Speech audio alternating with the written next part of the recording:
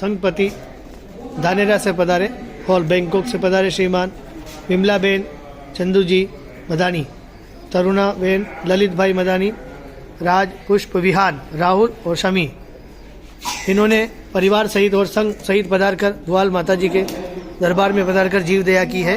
अखिल भारतीय छाजेड़ परिवार आपकी खूब खूब अनुमोदना करता है। साथ ही ये भुआल श्री जीव दया अखिल भारतीय छाजेड़ परिवार मंडल माताजी मंदिर द्वारा संचालित है। बोले भुआल मात की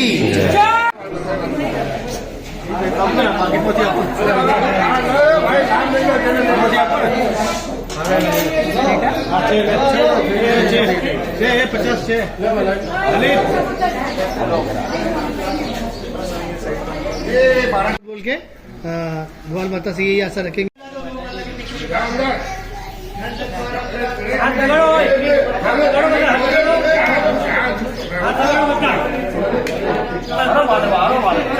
आराम भी कहीं नहीं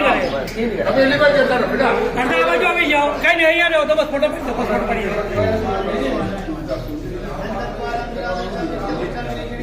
चावल चढ़ा दो, चावल